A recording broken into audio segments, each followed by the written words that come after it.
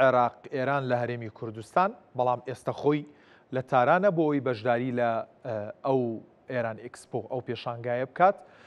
دەچمە لای کاکسروش سڵاو لێبێت، پێمان بڵێ ئێران ئێکسپۆی حەوت چ جیاوازیەکی لەگەڵ ئێران ئێکسپۆی شەشدایەت؟ ئەم ساڵ چی کراوە کە جیاوازتر بێ لە پێشانگاکانی پێشوو؟ سڵاو، ئەم کاتتان باش. حوتەمین پێشانگای تایبەتی ئێکسپۆی ئێران کە تایبەتە بە بواری وەبەرهێنان و بەرهەمێنانی ئێرانەوە لە شاری تاران ئەمڕۆ بەڕێوەچوو تا 2-5 بەردەواممان پێشانگایە و پێشانگاکە بە شێوازێکی گشتی هەموو ئەو کاڵا و کەرستانی کە لە ئێرانە تولیدی ئێرانە بەرهەمێنانی ئێرانە نمایش کرا. ئەم ساڵ لە چاو ساڵانی پار و ساڵانی پێشووتریشە بە شێوازێکی گەشاوەتر و گەورەتر پێشانگاکە بەڕێوەچوو. ئەوەی کە ئەم ساڵ پێشکەش کرا زیاتر جیاوازتر بوو لە ڕووی تەکنۆلۆژیە و پیشەسازیەوە، شتی نوێ بوو، کەرەستی و کاڵای نوێ بوو و ژمارێکی زیاتر لە کۆمپانیا بەشداری کردبوو. ئەوەی کە زیاتریش جیاوازتر بوو لە 110 وڵاتی جیاوازە، زیاتر لە 2500 کەس تاجر و کە سەرمایە گوزار و بازرگان و سەرۆکی ژوورە بازرگانیەکان و سەرۆکی هەندێک لە وڵاتان و پەرلەمانتار و کەسانی تایبەت بەشداریان کردبوو. لە هەرێمی کوردستانەوە کێ بەشدار بوو؟ کەسایەتیەکان ئەڵێن ئێمە وەکو ژووری بە شێوازی گشتی ئەوەی کە ئێستا هەیە بەڕێز کاکومێت خۆشنا وەکو پارێزگاری سلێمانی بەشداری کردووە و چەند سەرۆک چارەوانیەک و چەند هەولێر ببوورە بەشداری کردووە. لەگەڵەوەشا چەند کەسایەتێکی دیارۆکو سەرۆکی شارەوانی هەڵەبجا کاک سەلام بیلال و چەندین کەسایەتی دیگە بەشداریان کردو و سەرۆکی ژوورە بازرگانەکانیش بەشداریان کردووە. هەم لە سلێمانی نوێنەرانی ژووری بازرگانی سەرۆکێکی هاوردە و ناردنکاران چەندین کەسایەتی جیاواز بەشداریان کردووە و سەرڕای ئەوەش ئێمە وەکو ژووری بازرگانی ئێران عێراق لە هەرێمی کوردستان زیاتر لە 60 کەس بە شێوازێک میوانی ژوورەکە بوون بەشداریان کردو و زیاتر لە 100 کەسیش بە شێوازێکی متەفەڕقە لەسەر ئەسۆی خوان هاتوون و بەشداریان کرد لە ڕێگەی ئاگاداری و لە ڕێگەی پەیوەندەکانی ئێمەوە. بە شێوازێک گشتیش لە کۆی گشتی نزیکی 150 کەس لە هەرێمی کوردستانەوە بەشداریان کرد و لە عێراقیش 270 کەس بەشداریان کرد. بەڵێ ئەم بازرگانانەی هەرێمی کوردستان و عێراقیش لەوێ بە دوای چی داگەڕێن؟ دەرفەتی تایە کە گرێبەستکەن بۆ هاوردەکردنی کاڵا بێ، هاوردەکردنی کارگە و کۆمپانیا بێ بۆ هەرێمی کوردستان و عێراق؟ ئەسلی ئەو بازرگانانی کە ئەمساڵ هاتن جیاوازتر کە ڕێ خراپ بوو بە تایبەتی ئەمە وەکو ژووری بازرگانی کارمان لەسەر کردی هاوبەش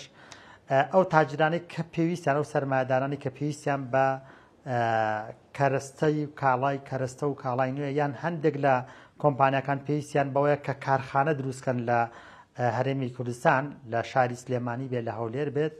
و ئەمساڵ پشکی شاری سلێمانی زۆر زیاتر بوو لە شارەکانی کە ئەکتیڤ و چالاکانتر بەشداریان کرد. زۆرترینی لە شاری سلێمانیەوە هاتن چونکە بەڕاستی ئەوەی کە ئێمە تێبینمان کرد لە ماوەی چەند ساڵێکە سەرمایەدار و بازرگانەکانی شاری سلێمانی زۆر بەهێزترن کە من باسی پارێزگای سلێمانی یەکەم زۆر بەهێزتر لە هەر شوێنێکە کارەکەن پەیوەندیان لەگەڵ تەواوی عێراقەیە. ئەمانە توانیوانە بەشداریکەن و چەندین گرێبەست ئەنجام درراوە تا ئێسەوە گرێبەستی دیکەش ئەنجام ئەدرێت بۆ هێنانی کارخانە بۆ ناو شارەکانی هەرێمیان گرێبەستی کاڵای نیە چونکە ئەمساڵ چەندین کۆمپانیای تازە بەشداریان کرد چەندین بەرهەمی نوێ پێشکەش کراوە و سوودی باشی بۆ بازرگانان لەوایە کە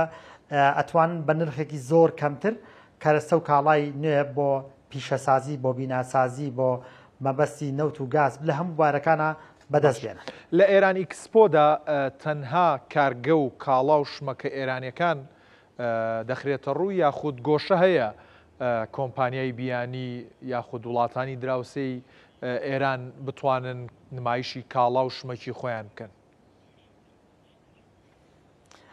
ئێران ئێکسپۆ هەر بە ناونیشانەکە ئێکسپۆرت ئۆف ئیرانە تەنها ئەو کۆمپانیانە بتوان بەشداریکەن کە پرۆدەکتەکانیان ئێرانیە و یان خودی بەرهەمێنان لە 100% لە ئێرانە یان بەشێکی لەوەی کە تەجمیع و کاری تەجمیعی لە ناو ئێرانە بەڵام بە شێوازی کشتی پرۆسەکە بۆ کاری و بەرهەمێنانی ئێرانە بۆ بەشداریکردن و پیشاندانی وڵاتانی دەرەوە یعنی کاکسروش لەم سەروبەندەیە کە ئێران لە دۆخێکی دانوستانە لەگەڵ ئەمریکا و تا ڕادەیەک ئابڵوقەی سەر ئێران بەردەوامە و هەڕەشەکردن و چاوسورکردنەوە بەردەوامە بەرامبەر بە دۆخی ئابووری ئێران ئەم ئیکسپۆیە دەتوانێت چی ببەخشێ بە ئێران لەم دۆخەدا؟ ئێستا دۆخێکی نەخوازراوی کاری بازرگانیە بە تەواوەتی لە بینی ئێران و وڵاتانی دنیا بە بۆنەوەی کە نرخی دۆلار چونکەوان کاڵاکانن کە گرێبەستەکان ئەنجامەدەن لە دەرەوەی وڵاتە بە دۆلار و گەڕانەوەی پارەکان سەرمایەکان بە تمەنە کە بەڕیاڵیە ئەگەر بڵێن لە ئێستا ئەم بەرز و نزمیە تا ڕادەیەک دۆخی ناهەمواری بۆ پەیوەندی بازرگانی دروست کردووە بەشێکی زۆری ئەوەی کە زیانمەند بووە بازرگانەکانی وڵاتانی دەرەوە هەرێمی کوردستان عێراق وڵاتانی دەرەوە بوون بەڵام تا ڕادێک ڕەشای دۆخەکە کراوە و ئێسش ئێران بەم ئیکسپۆیە نیشانێدات کە هەمیشە لەسەر پێی خۆی وەستاوە ئەتوانێت لە هەر دۆخ و بابەتێکا لە هەموو کاتێکە کاری خۆی پەیوەندی بازرگانی خۆی ئەنجام بدات و باشترین شت پێشکەش بە دنیا بکات. بەڵێ کاک سروش بە دەرفەتی ئەزانم پرسیارێکرد لێ بکەم تۆزێک معنیە بە پۆستەکەی بەڕێزی کە نوێنەری ژووری بازرگانی عێراق ئێرانی ئەویش بابەتی پەیوەندی بازرگانی هەرێمی کوردستان و ئێرانە ئەگەر تۆ پێناسەیەکی دۆخی ئێستای پەیوەندی بازرگانەکانی نێوان هەرێمی کوردستان و ئێران بکەی چۆنی ئەبینی چۆنی پێناساکەی لە چ ڕوانگەیەکەوە بەگشتی لە ڕوانگەی ئاڵوگۆڕی بازرگانی و لە ڕوانگەی پەیوەندیە بازرگانەکان من هەر لە سەرەتا باسم کرد بە تایبەتی هەرێمی کوردستان ئەڵێن سلێمانی ئجا پاشەوەش هەرێمی کوردستان هێڵێکی ترانزیتی زۆزە گەورەیە کە ئەتوانێت پەیوەندێکی جیهانی دروستکە نەک تەنانەت بۆ جنوبی بۆ باشووری عێراق پەیوەندێکی زۆزە باشی بەهێز لە نێوان هەرێمی کوردستان و کۆماری ئیسلامی ئێران هەیە بۆ بەبەستی بازرگانی و زۆرترین تاجیر و سەرمایەدار لە پەیوەندی بازرگانیانی ئێستا تۆ حساب کە لە سەدادەی ئەو کەسانی کە بەشداری ئێکسپۆیان کردووە لە هەرێمی کوردستانەوە هاتوون بازرگانەکان لە هەرێمی کوردستانەوە بەشداریان کردووە لە سەرانسەری جیهانە پەیوەندێکی زۆزە باش هەیە و زیاتر و زیاتری گەشتە سندووە ئەو دۆخی کە دروست کراوە لە ئێسایا تا ڕادێک مەرجەکان هەندێک گرفتی تایە کە لە داهاتوە بتوانێت ئینشەڵڵا ئەوانش چارەسەر بکرێت